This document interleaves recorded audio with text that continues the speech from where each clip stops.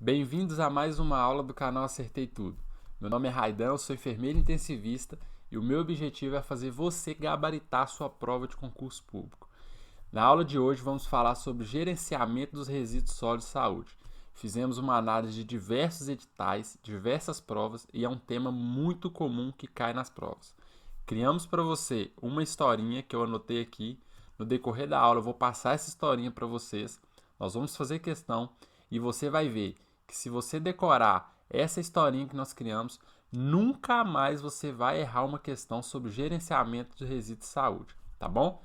Antes de começar nossa aula, entre no nosso site, cadastre o seu e-mail para que você receba todo o nosso conteúdo. Dê um like nessa aula, siga nosso canal no YouTube, Instagram e no Telegram para receber todo o nosso conteúdo 100% atualizado, tá bom? Sem mais delongas, vamos começar nossa aula. RDC 222, 28 de março de 2018. Gerenciamento de resíduos do serviço de saúde, ok? Então vamos lá. Qual que é o objetivo do gerenciamento de resíduos? Essa resolução dispõe sobre os requisitos de boas práticas de gerenciamento dos resíduos de serviços de saúde.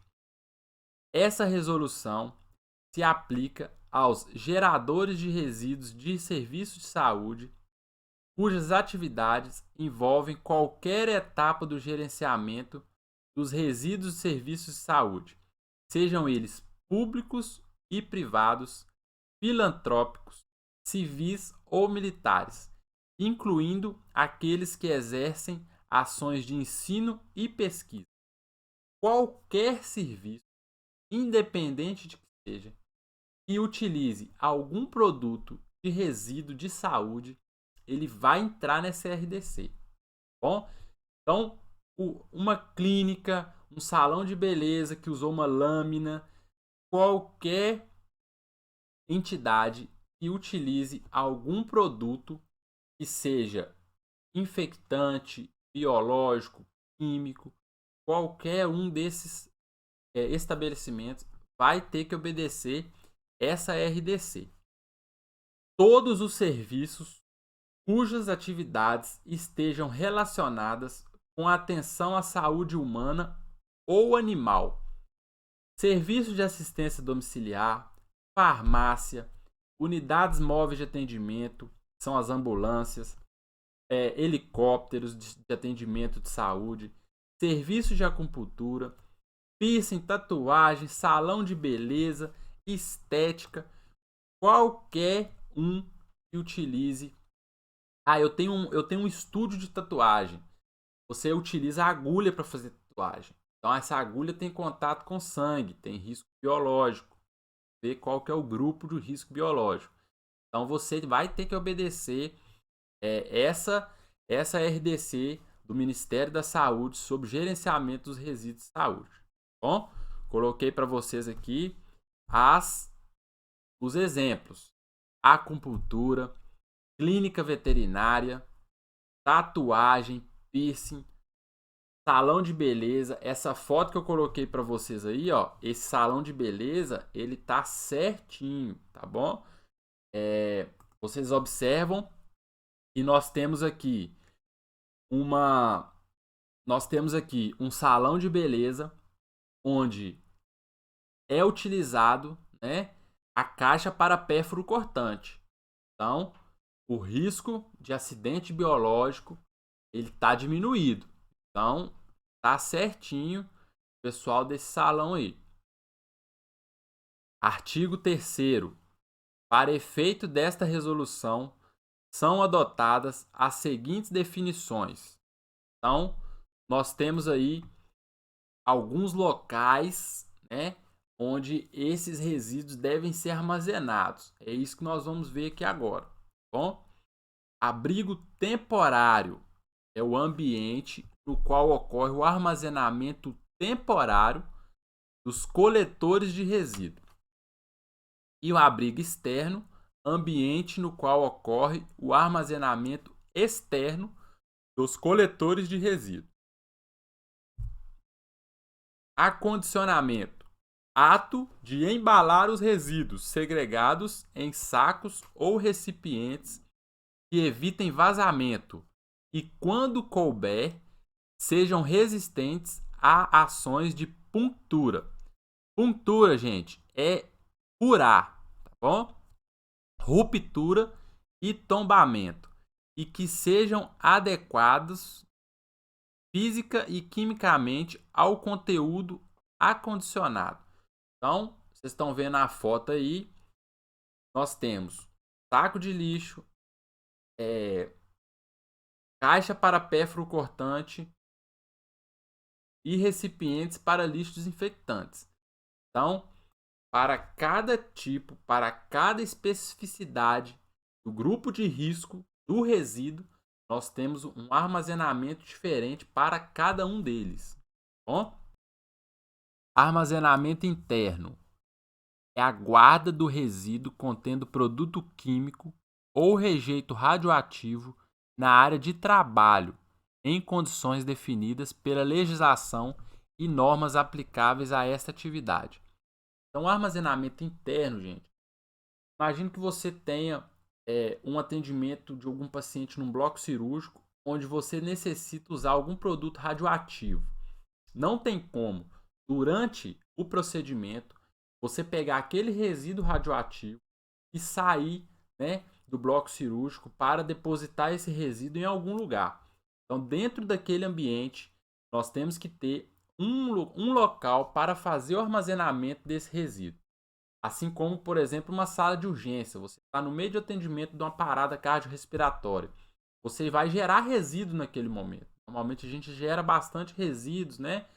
São ampolas, são seringas, são capas de seringa, né? Então, todo esse material, equipo, então tudo isso não tem como a gente sair desse ambiente de atendimento para poder levar esse resíduo que foi gerado para um ambiente fora dessa sala de urgência. No local gerador de resíduos, tem que ter ambientes adequados para colocar esses resíduos que foram gerados, tá bom?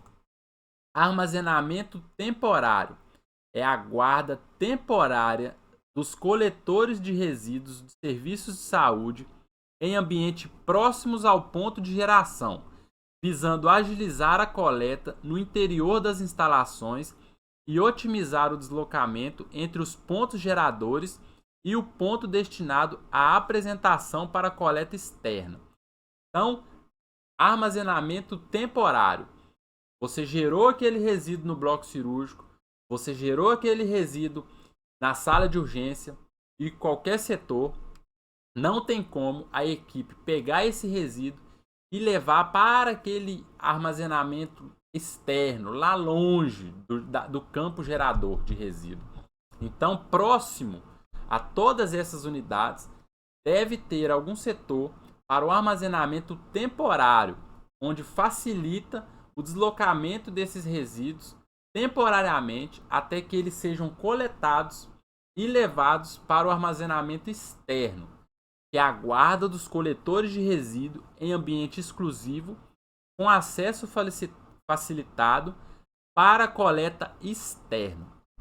Então, esse é o último local, o armazenamento externo é o último local onde o resíduo fica armazenado até que a coleta externa venha e busque esse resíduo.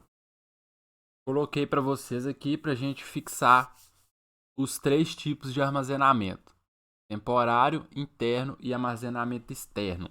Primeira imagem, nós temos aqui uma sala de atendimento de urgência, um bloco cirúrgico, onde nós temos aqui um coletor de pérfuro cortante e um coletor de resíduos infectantes, ok?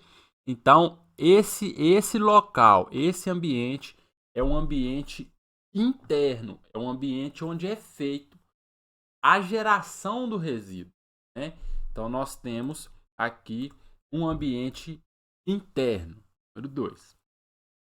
Próxima imagem. Nós temos aqui esses resíduos que foram coletados nessa sala aqui de urgência, eles são levados para esse ambiente. Então, é um armazenamento temporário, tá? Após esses resíduos serem trazidos para esse ambiente, eles são levados para um armazenamento externo, tá bom? Então, para que não fique mais dúvida, no armazenamento temporário, no armazenamento interno e no armazenamento externo. Ok? Próximo slide. No armazenamento temporário e externo de resíduos do serviço de saúde, é obrigatório manter os sacos acondicionados dentro de coletores com tampa fechada. Bom, isso aqui já vi cair em prova essa alternativa, perguntando se tinha que ser tampa aberta, tampa fechada.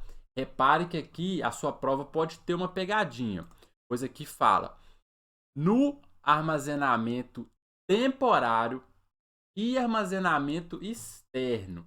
Ah, mas no armazenamento interno, dentro do bloco cirúrgico, não necessariamente tem que ter a tampa fechada? Não.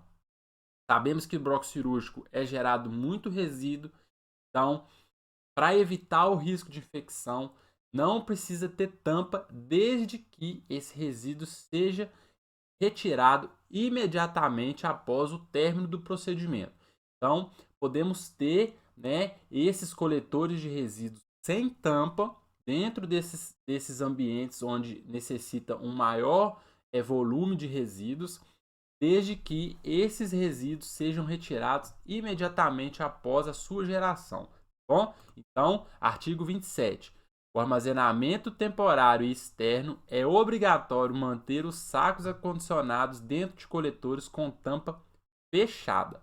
Bom, então vamos aqui a uma questão para a gente fixar o conhecimento. Sempre que você estiver estudando, faça a leitura do conteúdo e faça a questão relacionada àquele conteúdo que você leu, para você fixar esse conhecimento na sua cabeça.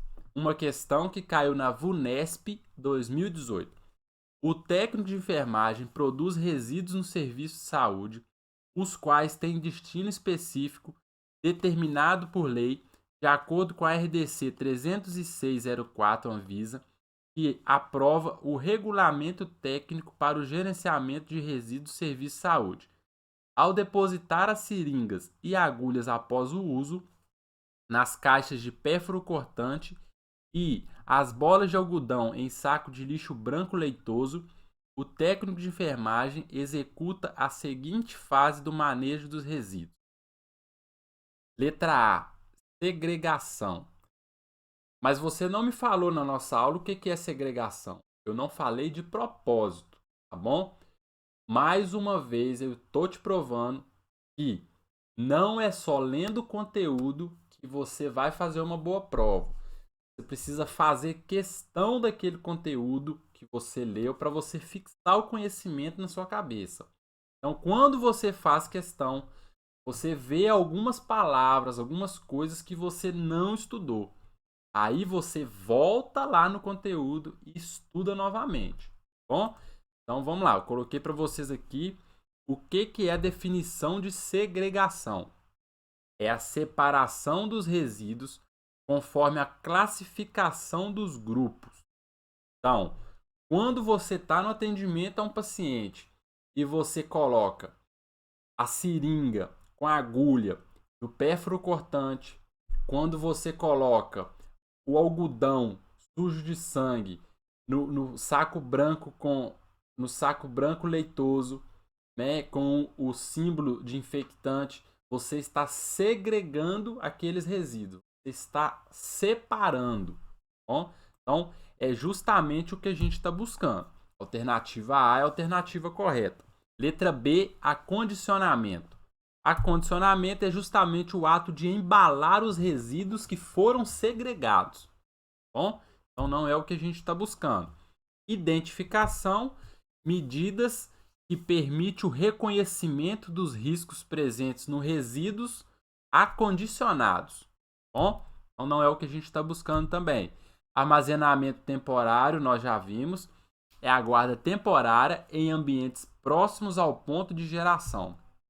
E o tratamento é a etapa da destinação, que consiste na aplicação de processo que modifique as características físicas, químicas ou biológicas dos resíduos, reduzindo ou eliminando o risco de dano ao meio ambiente ou à saúde pública. Então, também não é o que a gente está buscando. A nossa questão alternativa, letra A. Agora nós vamos ver as classes de risco.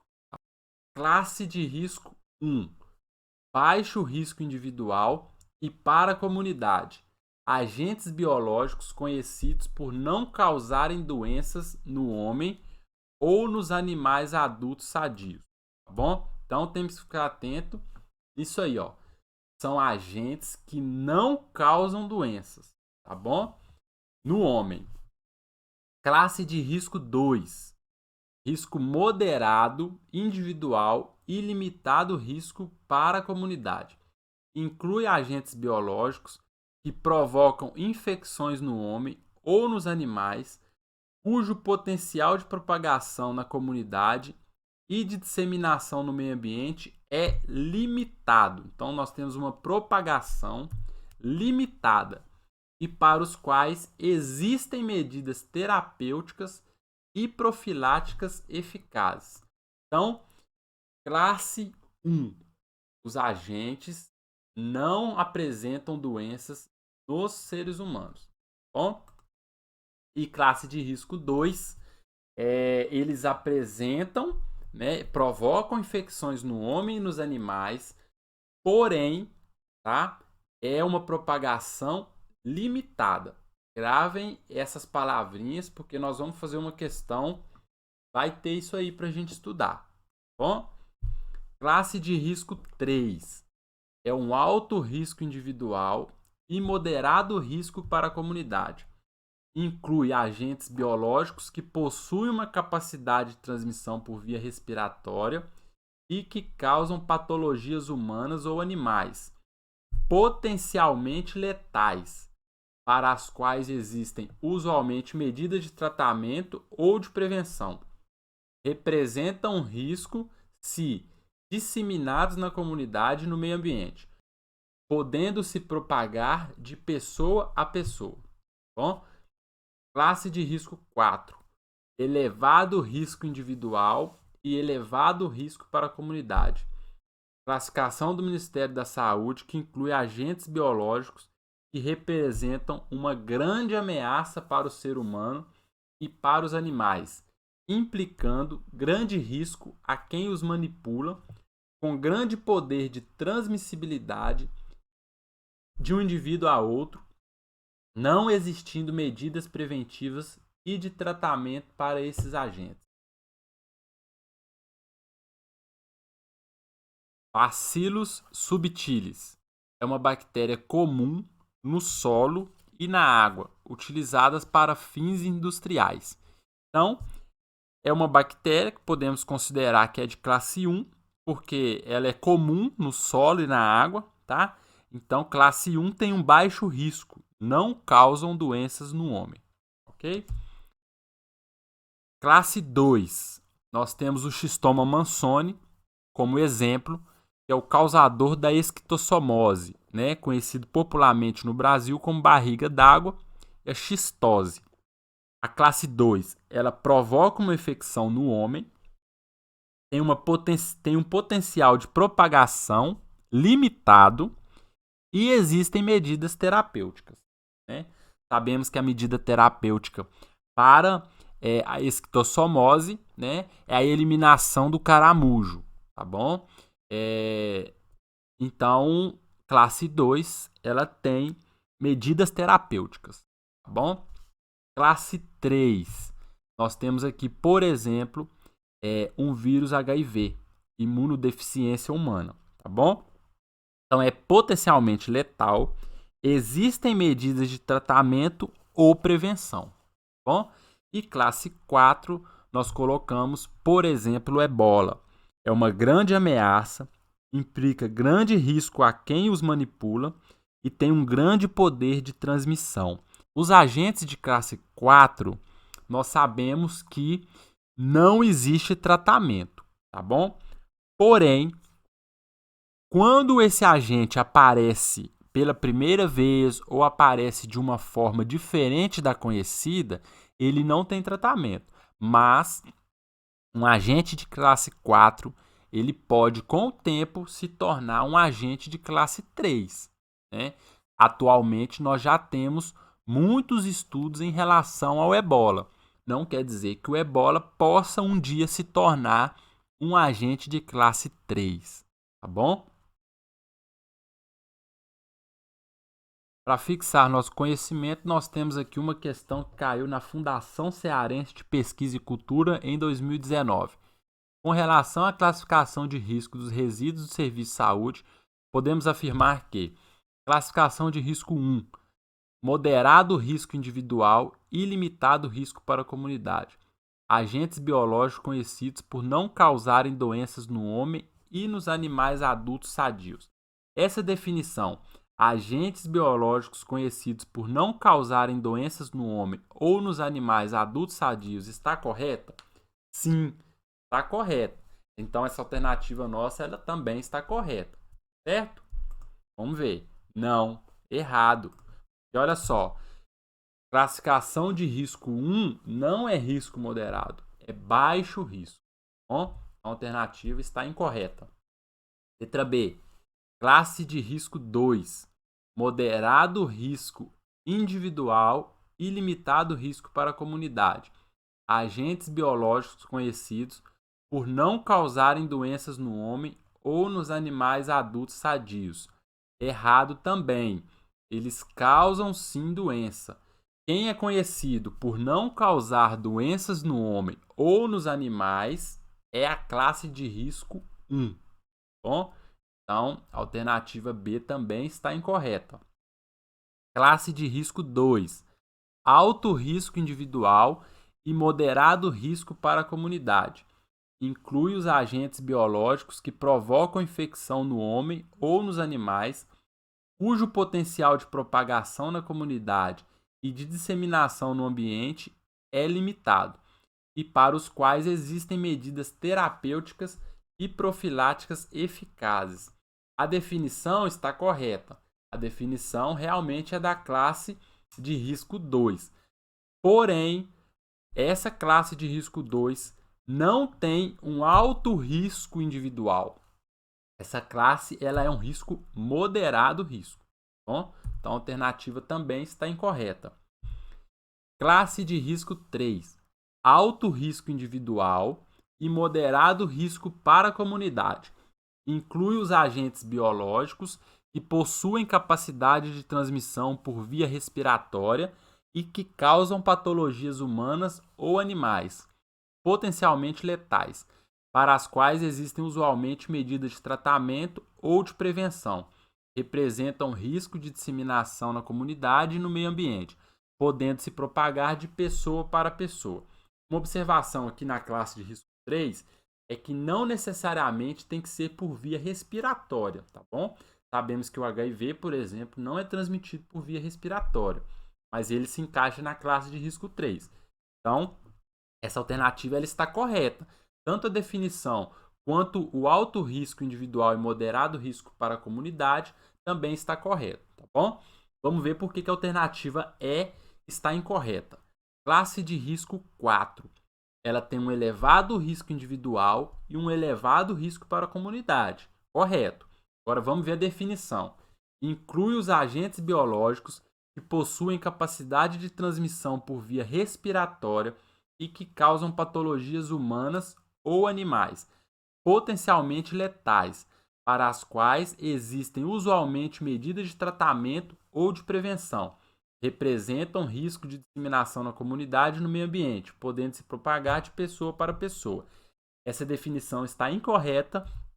Nós temos a definição da classe de risco 4, não existindo medidas preventivas e de tratamento para esses agentes. Lembra quando eu te falei que uma classe de risco 4 com o decorrer dos estudos, com o decorrer dos estudos, com o decorrer da ciência avançando, ele poderia se tornar uma classe de risco 3. Então, no momento do descobrimento daquele agente, não existe medidas preventivas e de tratamento, tá bom? Então, essa é a definição da classe de risco 4. Equipamentos de proteção individual e coletivos, EPI e EPC. Então, equipamentos de proteção individual, nós temos dispositivos ou produtos de uso individual utilizado pelo trabalhador destinado à proteção de risco suscetível de ameaças à segurança e à saúde do trabalhador. Luva, máscara, touca, etc. Equipamentos de proteção coletiva, dispositivos ou produtos de uso coletivo utilizados pelo trabalhador destinados à proteção de riscos suscetíveis de ameaça à segurança e à saúde no trabalho e de terceiros. Temos um exemplo, essa placa que indica que o piso está molhado. É uma placa de cuidado, uma placa de segurança, onde ela dá uma advertência para aquele local. Então, é um exemplo de proteção coletiva, ok? Agora nós vamos ver os grupos de risco específico para o qual eu fiz essa historinha aqui que eu vou passar para vocês daqui a pouco, que vocês nunca mais vão errar uma questão relacionada a gerenciamento de resíduos de saúde. Bom, são 5 grupos, grupo A, B, C, D e grupo E. Vamos ver cada um deles agora e fazer questão para fixar o conhecimento. Grupo A, resíduos com a possível presença de agentes biológicos que, por suas características, podem apresentar risco de infecção, elencadas no anexo 1 dessa resolução. Então vamos ver o artigo 14. Os sacos para acondicionamento dos resíduos de serviço de saúde do grupo A devem ser substituídos ao atingirem o limite de 2/3 de sua capacidade, ou então a cada 48 horas, independentemente do volume, visando o conforto ambiental e a segurança dos usuários e profissionais. Eu trouxe para vocês nessa aula os principais artigos que caem na prova, mas você é uma pessoa muito inteligente, muito esperta, vai baixar o manual de resíduos sólidos da saúde do Ministério da Saúde e vai ler todos os artigos que constam no manual, tá bom? Porque se alguma desses artigos que não constam aqui cair na sua prova, você vai acertar porque você vai ler o manual, tá bom? Então vamos lá. Artigo 15. Os resíduos de serviço de saúde do grupo A que não precisam ser obrigatoriamente tratados e os resíduos de serviço de saúde após o tratamento são considerados rejeitos e devem ser acondicionados em saco branco leitoso. Fiquem atentos às informações, tá bom? Então vamos lá. Grupo A. Qual que é a palavrinha-chave para o grupo A? Todos os grupos nós vamos ver que tem uma palavrinha-chave que você vai ver na historinha que eu criei. Para o grupo A, nós vamos ver a palavrinha-chave risco de infecção, tá bom? Então, risco de infecção, grupo A. Qual é o limite de acondicionamento para os resíduos de saúde? Limite de 2/3. Informação importante que cai em diversas provas, tá bom? Quando cair na sua, você vai acertar. Então, 2/3 do acondicionamento e tem que ser trocada a cada 48 horas, tá bom? Independente do volume. O volume está com 1/3, não interessa, deu 48 horas, tem que trocar. Então, vamos fazer uma questão que caiu da Prefeitura de Riacho dos Cavalos em 2019. O acondicionamento dos resíduos sólidos de saúde que pertence ao grupo E. Qual que é o grupo E? Nós ainda vamos ver, fica tranquilo. Deve ser feito em recipiente rígido, estanque, resistente à punctura. Punctura nós já vimos que é furar, resistente a furar, ruptura e vazamentos, impermeável com tampa e devidamente identificada através do símbolo do risco correspondente. Os recipientes devem ser substituídos de acordo com as instruções do fabricante ou quando o nível de preenchimento atingir a capacidade de. Nós acabamos de ver isso aqui, não é possível que você vai errar, tá bom? Então, letra A, 2/4? Não. Letra B, 2/3, tá bom? É o nosso gabarito, ok? Então, vocês verem que todo o conteúdo que a gente está passando para vocês nessa aula, eles caem nas provas de concurso público, tá bom? Então, vamos lá. Grupo de risco A, artigo 16. Quando houver a obrigação do tratamento do resíduo de serviço de saúde do grupo A, estes devem ser acondicionados em sacos vermelhos. Bom? Quando, parágrafo único, os sacos vermelhos devem ser substituídos pelo saco branco leitoso sempre que as regulamentações estaduais, municipais ou Distrito Federal exigirem o tratamento indiscriminado de todos os resíduos de serviço de saúde do grupo A, exceto para o acondicionamento dos resíduos do grupo A5. Então, sempre quando tiver que ter tratamento dos resíduos, né, a regulamentação do estado, do município, falar que os resíduos do grupo A todos devem ser tratados, aí você pode ter os resíduos em saco branco leitoso. Quando não discriminar, você tem que trocar pelo saco vermelho, tá bom? Exceto para acondicionamentos dos resíduos de serviço de saúde do grupo A. Quais são os resíduos do subgrupo A5? São órgãos, tecidos, fluidos orgânicos de alta infectividade para príons. Príons são agentes infecciosos que são compostos por proteínas com forma aberrante, tá? São aqueles que não possuem ácido nucleico, DNA, RNA.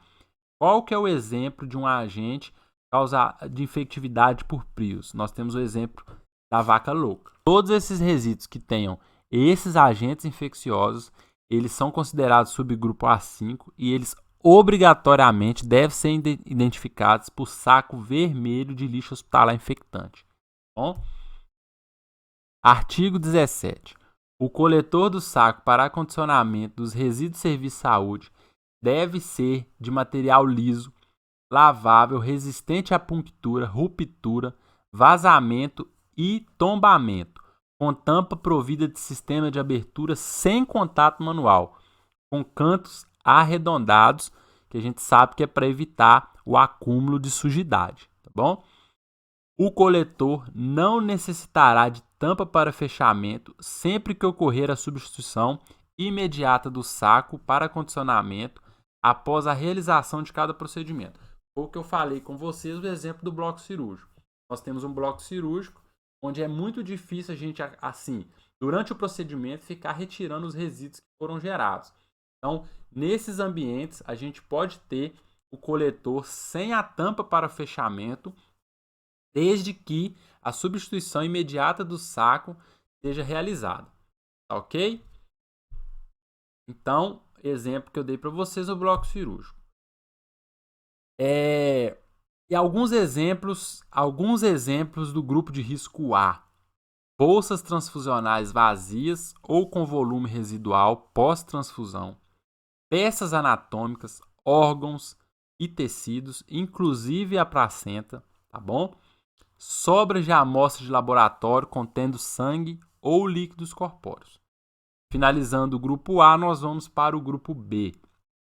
Grupo B são resíduos contendo produtos químicos que podem apresentar risco à saúde pública ou ao meio ambiente, dependendo das suas características de inflamabilidade, corrosividade, reatividade e toxicidade, elencados no anexo 1 dessa resolução.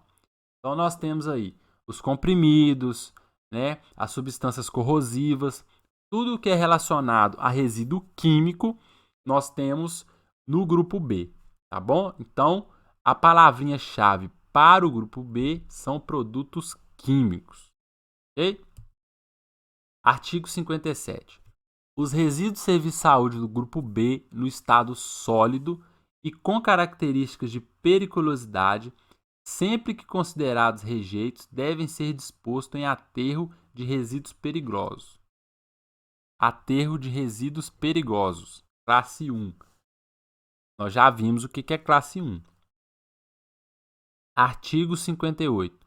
Os resíduos de serviço de saúde do grupo B, com características de periculosidade no estado líquido, devem ser submetidos a tratamento antes da disposição final ambiental adequada. É vedado o encaminhamento dos resíduos de serviço de saúde na forma líquida para disposição final em aterro sanitário.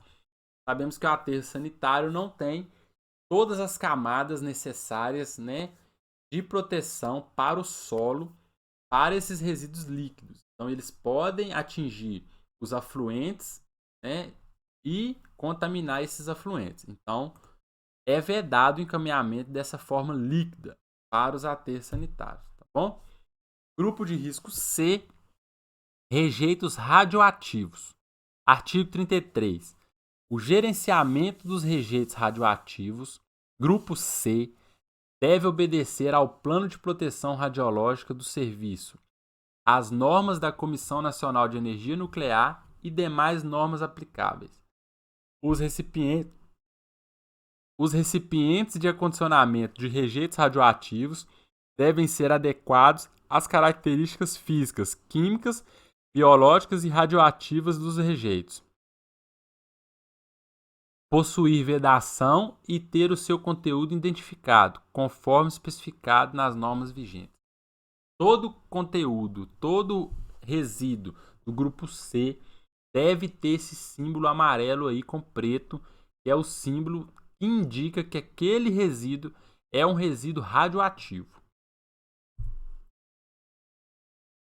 Os rejeitos radioativos devem ser armazenados em condições adequadas para o decaimento do elemento radioativo, podendo ser realizado na própria sala de manipulação ou sala específica, identificada como sala de decaimento.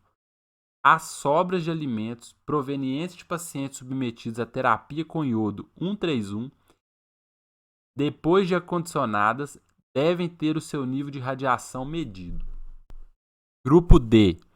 Resíduos que não apresentam risco biológico, químico ou radiológico à saúde ou ao meio ambiente, podendo ser equiparados aos resíduos domiciliares. São resíduos comuns gerados nas instituições hospitalares ou alguma instituição relacionada à saúde, podem ser comparados com resíduos domiciliares. Então, coloquei alguns exemplos para vocês, como, por exemplo, papel higiênico, resto de alimentos, fraldas e etc. Tá bom? Os resíduos de serviço de saúde do grupo D devem ser acondicionados de acordo com as orientações dos órgãos locais responsáveis pelo serviço de limpeza urbana. Então, as orientações do serviço de limpeza urbana do seu município, do seu estado, devem ser seguidas para a dispensação desses resíduos. São considerados resíduos comuns, então não tem nenhum dano para a saúde das pessoas. Tá bom? Então, os sacos que acondicionam os resíduos de serviço de saúde do grupo D não precisam ser identificados. Por fim, temos o último grupo, que é o grupo E, que são resíduos perfluorocortantes ou escarificantes, tais como lâminas de barbear, agulhas, scalpes, ampolhas de vidro, brocas, limas endodônticas, fios ortodônticos cortados, próteses bucais metálicas inutilizadas, pontas diamantadas, lâminas de bisturi e etc. Gente. Todos aqueles instrumentos que possuem função cortante, tá? Pipetas, tubos de coleta sanguínea, placas de Petri.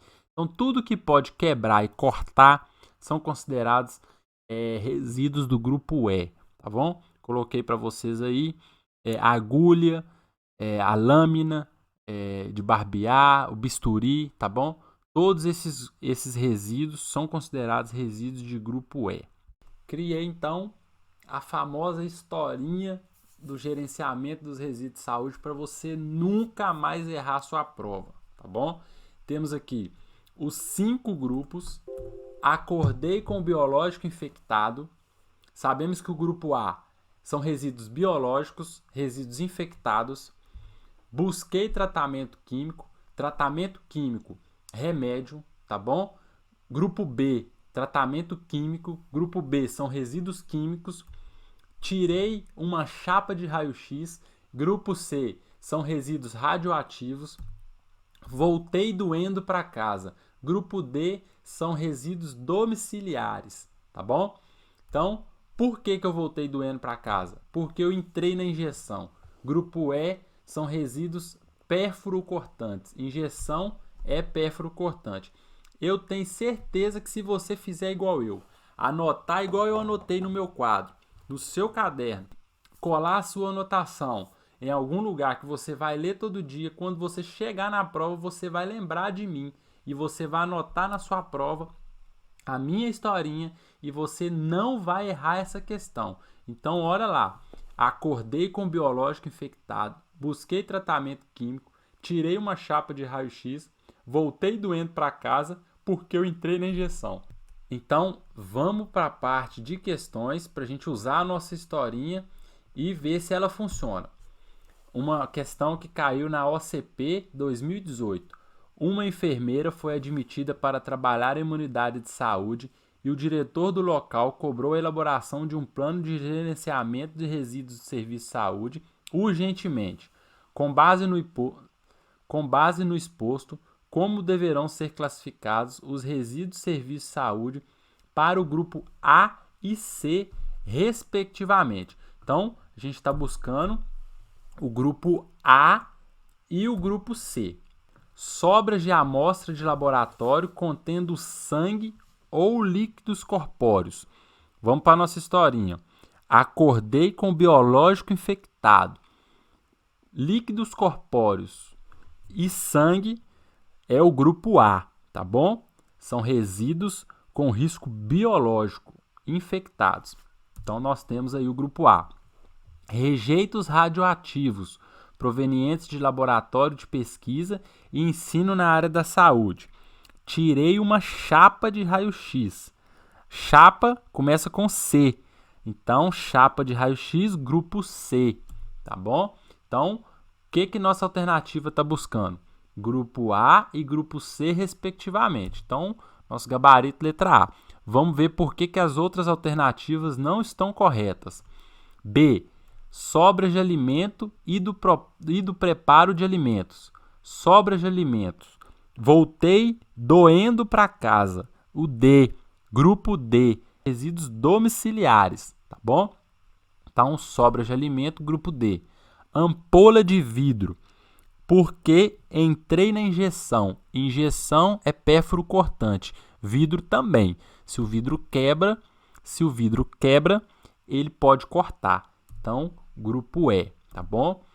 Letra C. Resíduos de gesso proveniente de assistência à saúde. O gesso é grupo D também. O gesso por si só, puro, sem algum contaminante, sem sangue, sem nada, ele é considerado como um resíduo domiciliar, tá bom? Não apresenta risco para a saúde de ninguém. Então, grupo D. Lâmina de bisturi, porque entrei na injeção. Grupo E, certo? Grupo E. Alternativa D. Produtos farmacêuticos. Busquei tratamento químico. Grupo B. Tratamento químico. Então, são agentes químicos. Produtos farmacêuticos são agentes químicos. Então, grupo B. Resíduos de saneantes e desinfectantes. Desinfectantes também são agentes químicos, né? São feitos através de química. Então, grupo B também. E a alternativa é sobras de amostras de laboratório e seus recipientes contendo fezes, urina e secreção. Fezes, urina e secreção, tá bom? De amostras de laboratório, possivelmente podem estar infectantes. Então, grupo A. Abaixador de língua. Pode ser considerado aí o grupo D. Voltei doendo para casa, tá bom? Desde que eles não sejam classificados como grupo A. Quando que um abaixador de língua vai ser classificado como grupo A?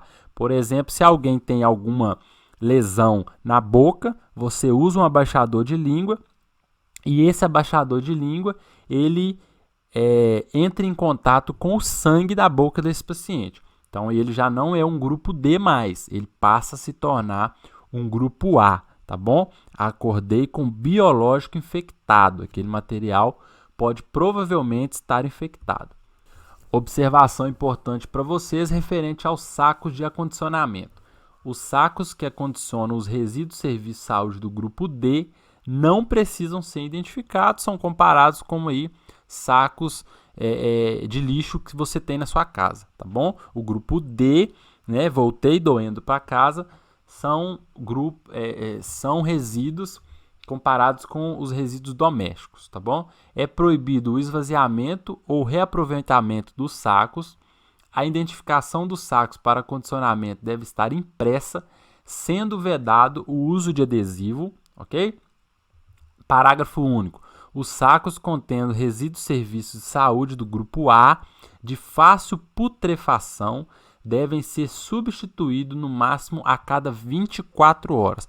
Nós vimos que nos slides anteriores falam 48 horas, mas aqueles resíduos que são que apodrecem muito fácil, né, eles têm que ser dispensados a cada 24 horas, não 48 horas, independente do volume. Mais uma questão para a gente fixar o nosso conhecimento, caiu na FGV 2016, que fala sobre o gerenciamento de resíduos de serviço de saúde, analisa as alternativas a seguir. Alternativa 1. O gerenciamento dos resíduos de serviço de saúde é um conjunto de procedimentos de gestão planejados e implementados a partir de bases científicas e técnicas, normativas e legais, com o objetivo de minimizar a produção de resíduos e dar o encaminhamento seguro aos resíduos gerados. Essa alternativa está correta, né, gente? Sabemos que quando se tem um gerenciamento correto dos resíduos de saúde, esse encaminhamento seguro ele é realizado. Alternativa primeira está correta. 2. A identificação dos sacos de armazenamento e dos recipientes de transporte deverá ser feita por adesivo, desde que seja garantida a resistência destes processos normais de manuseio dos sacos e recipientes. O que vocês acham? Essa alternativa, ela está correta ou ela está errada? Depende, tá? Essa questão foi uma questão que caiu em 2016. Então, atualmente, essa questão seria incorreta, tá bom? Porque a RDC 222 de 28 de março de 2018 é vedado o uso de adesivo, tá bom? Então, em 2016 era permitido o uso desse adesivo. Atualmente não é mais permitido, tá ok? A identificação deve ser impressa juntamente ao saco. Não é permitido o uso de adesivos. Alternativa 3. O armazenamento externo consiste na disposição de resíduos no solo, previamente preparado para recebê-los, obedecendo a critérios técnicos de construção e operação, com licenciamento ambiental de acordo com as normas vigentes. Os resíduos eles não são colocados no solo, tá? Nós temos que ter uma preparação desse solo com camadas protetoras para que esses resíduos não atinjam, tá bom? O aquífero. Então, é incorreta essa questão, tá bom? Então, se fôssemos olhar essa alternativa, essa questão, em 2016, quando ela caiu, nós teríamos apenas 1 e 2. Atualmente, seria somente a alternativa 1. Está correta. Próxima questão. A resolução RDC 306, de 7 de dezembro de 2004, dispõe sobre o regulamento técnico para o gerenciamento dos resíduos de serviço de saúde e classifica-os em grupo. Assim, o grupo A são resíduos com a possível presença de agentes biológicos e devem ser identificados com o símbolo de substância. Letra A, pérfuro cortante. Voltando na nossa historinha, pérfuro cortante entrei na injeção. Então, pérfuro cortante não é o grupo A. Pérfuro cortante, grupo E. Letra B, química. Química, busquei tratamento químico. Grupo B, né? Então, não é a nossa alternativa. Alternativa C, radioativa. Radioativa, tirei uma chapa. Então é o grupo C, né? Não temos aqui o nosso gabarito.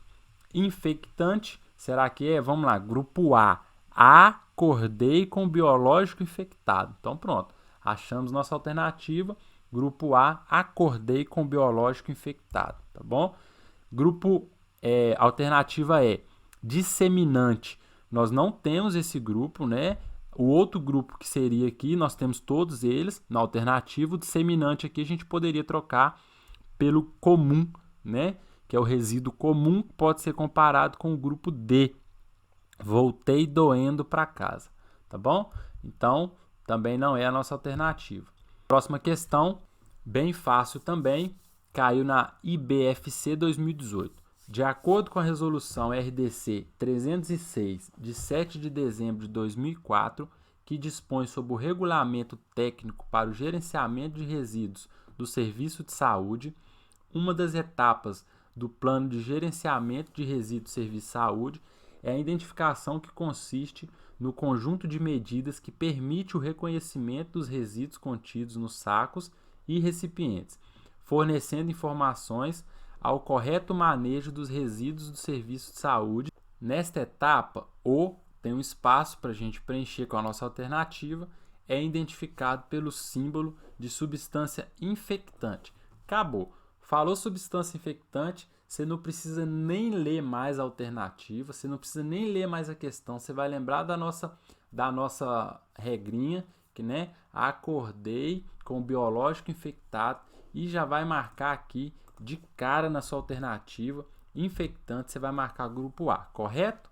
Errado, tá, gente? Se você fizer isso, você vai errar. Continua, lê a sua alternativa, lê a sua questão até o final, tá bom? Vamos continuar lendo aqui, ó. Constante na NBR 7500 da ABNT, com rótulos de fundo branco, desenhos e contornos pretos, acrescido da inscrição de resíduos perfurocortantes. Olha aí, a você errando a sua prova aí de bobeira, tá bom? Indicando o risco que apresenta o resíduo. Assinale a alternativa que completa corretamente a lacuna. Resíduos perfurocortantes não é grupo A. Resíduos perfurocortantes é entrei na injeção, ok? Entrei, grupo E, tá bom? Fiquem atentos, leiam a sua prova até o final, porque cada prova tem a sua pegadinha e você não vai cair nessas pegadinhas, tá bom?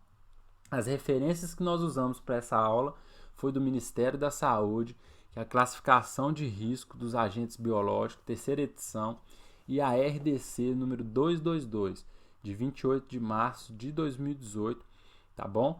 Ela fala sobre o gerenciamento dos resíduos do serviço de saúde. Chegamos ao fim de mais uma aula, espero que vocês tenham gostado. Entre no nosso site acerteitudo.com.br, cadastre o seu e-mail para que você receba todos os nossos conteúdos 100% atualizados. Se inscreva no nosso Instagram, Facebook, Telegram, no nosso canal do YouTube, tá bom? Curta essa aula aí pra gente se você gostou das nossas dicas e comente aqui embaixo sugestões para nossas aulas, correção de prova. Se você tem dúvida, se você gostou da nossa historinha e tem dúvida em outro tema, em outro assunto, comente aqui embaixo que nós vamos criar uma historinha para você nunca mais errar sua prova, tá bom? Foi um prazer receber todos vocês e nos encontramos na próxima aula.